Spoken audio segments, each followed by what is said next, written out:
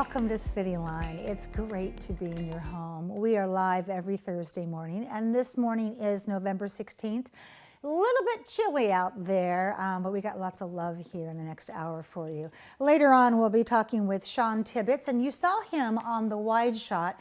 Sean Tibbetts is from Tibbetts Fernhill Restaurant, and he is going to be making, there he is, Thanksgiving dinner for us, or some form of that. So I wish we had smell-o-vision, because the studio is going to fill up with great smells, and then we'll be joining Sean for our fourth segment. Speaking of that, Point Defiance Zoo and Aquarium is here. Sarah Oliver is here to talk about zoo lights, and you get to find out the nitty-gritty of how they make that property look fantastic.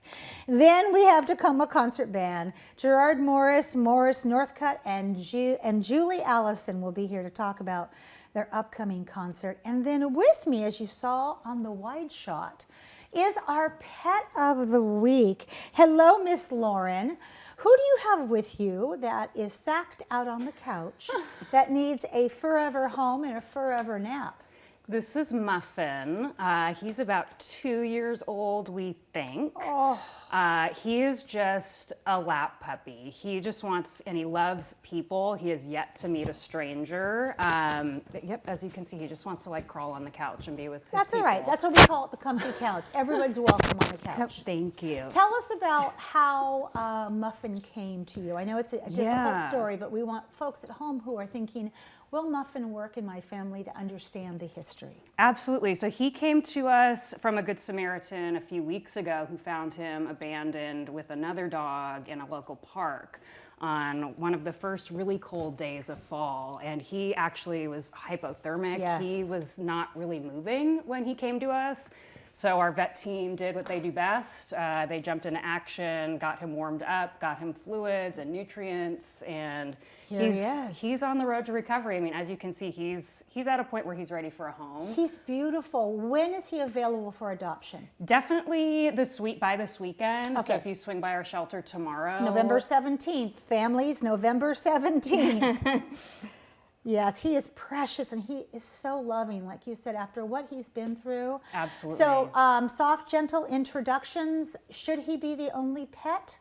He's been pretty good with other dogs that we've seen so far, but as you mentioned, slow, careful introductions always. You taught me that. And this weekend, we're actually starting tomorrow, November 17th, we're doing a fee-waived adoption promotion. All right.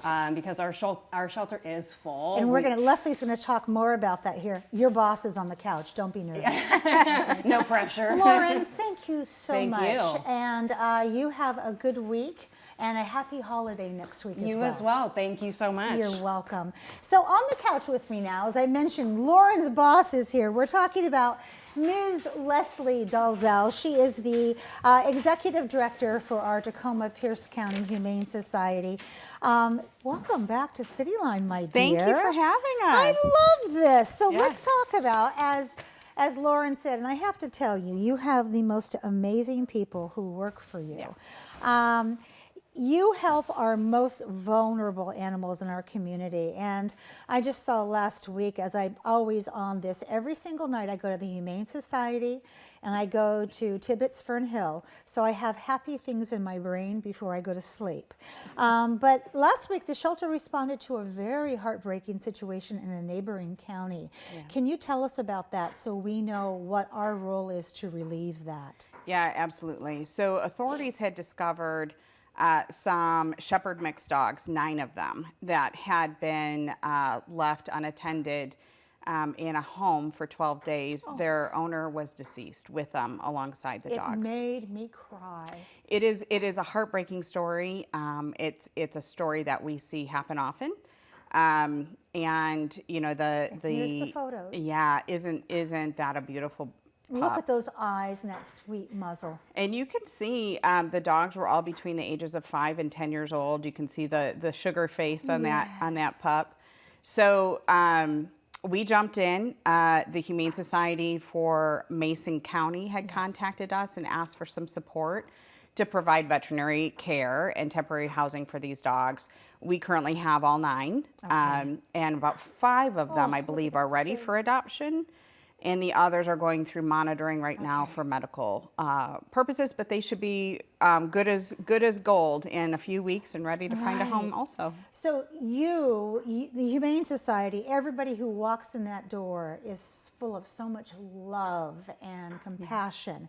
So now that you have taken these dogs from Mason County, how does it affect the delicate balance of the shelter and its capacity?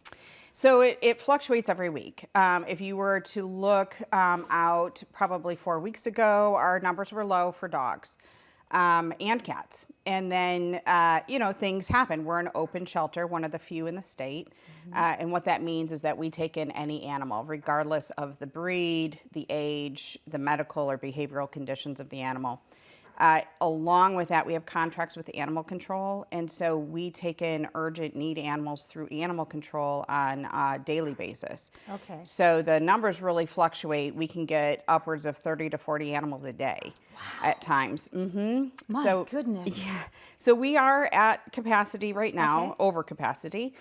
We have over 100 animals available for adoption right now, and as Lauren had indicated, we have an adoption special from now till the 19th where we're waiving all adoption fees to try and help lower those numbers. Which is so, adoption fees, they're, depending upon what your bank account says, they can be prohibitive from you taking a home a forever pet. And these pets are already spay and neutered, they've got their vaccinations, they've had a medical review. So these pets are, as opposed to trying to get a pet somewhere else, to waive the adoption fees and you just have to pay the licensing for your county is really amazing. So when we talk about capacity, I've been into your facility, and if you haven't been into the facility, it's fabulous. It is an older facility. And are there plans for getting a new facility? Because it sounds like your space and the need in Pierce County is quickly outgrowing each other. Yeah, so we've been in this place for quite some time. We've taken the last year to really improve best practices. So improve our processes and implement things like an appointment-based system for bringing animals in. And so after this last year, we've improved our numbers quite a bit, but we still are way over capacity. The county has grown much larger than what this facility was intended to ever serve.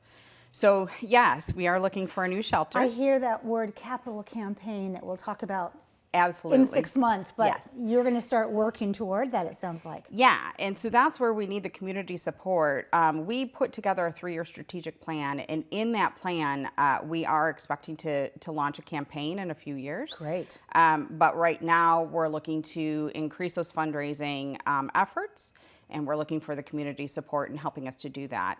And it doesn't have to just be donations. We're happy to take volunteers, fostering, any kind of in-kind gifts. So we're happy to take whatever the community is willing to provide. I always call that time, treasure, talent. Yes. We'll take any of those. Yeah. Tell us about something I think that doesn't get a whole lot of press because food and food insecurity across the board is something we are all dealing with right now in our society. But tell us about the Pet Food and Supply Pantry, because this can be a real lifesaver and a game changer for people. It really can, and it has been. So for a very long time, we've had a pet food pantry. It's open Wednesdays and Saturdays, and it's open from 12 to 4. The Pet Food Pantry isn't just about food. It's about any kind of community need that people need for their pets. So we supply leashes and collars and cat litter, anything that you need.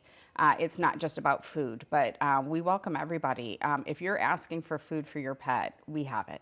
Please come. And what if I'm someone who by accident bought the wrong big bag from a pet boutique and I don't have any use for it? Can I donate it? Absolutely. We take unopened bags.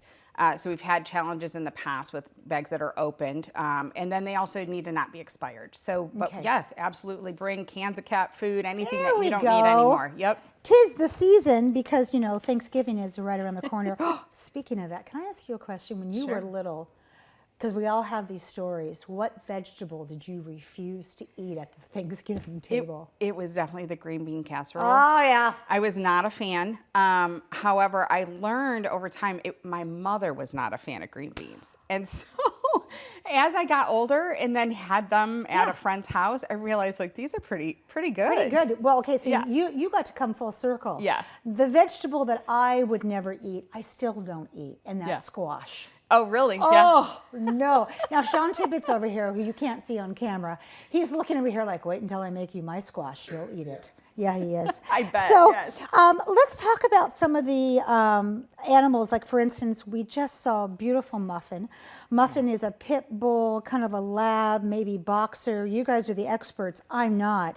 But in October, it was Pit Bull Awareness Month. And I have to tell you, they are my favorite breed. Yeah. So if people are still afraid of pit bulls, what do we say to them? Well, so we did this really cool video.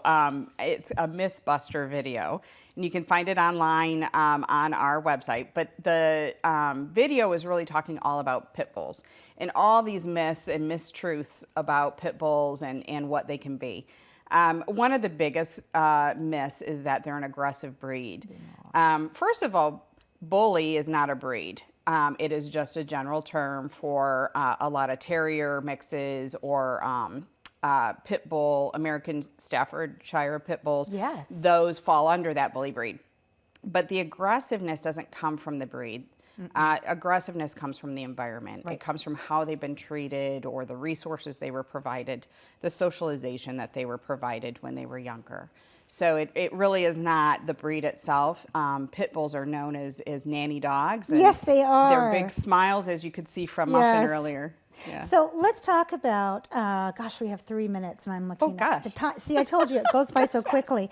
I want to talk about Giving Tuesday because I want to hear from you what you need. And I also want to ask our audience to go to the website and look up the vaccination shelters, your wellness clinics, and take advantage of those. But tell me about Giving Tuesday. So Giving Tuesday is a way for, it's a day of unity for all charities. And for us, what that means is a way to give back to the animals and make sure that they can continue to have shelter and continue to have the medical treatments that they need at our shelter.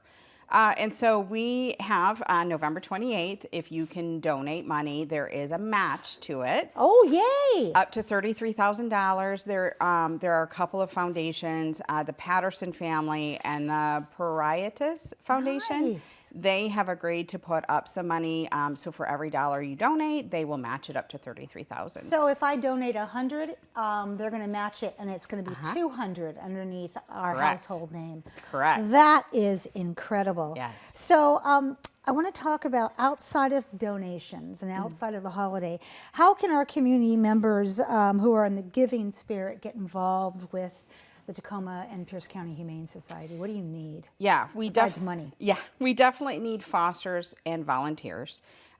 We always, and they're the lifeblood of our organization. If we didn't have the volunteers, we wouldn't be able to take care of 10,000 animals a year. So those volunteers and fosters are critical. We talked about the shepherd dogs earlier. 5 of those dogs are with foster families today. And they're going through a rehabilitation with these foster families. So it's a great way to have an animal in your home. And if you're not ready to commit or you want a short-term animal, this is a great way to do it. It is. So between volunteering, and that can be anything from dog walking, enrichment, activities with the animals, but it can be administrative work if you feel you want to do that, Yes. laundry. We've got Perfect. all kinds of tasks. Just show up, as we say. Just show up. We'll take you. I want to say to you, have a wonderful holiday season. Thank you. You too. With delicious green beans. And I'm going to check in with Mr. Sean over here. I don't think he's mic'd, so we can't hear him, but he's been chopping up, it looks like onions. I see rosemary. I see mushrooms. I see rice flour. Something good is going to happen. So we'll be right back after this quick break. You don't want to miss that.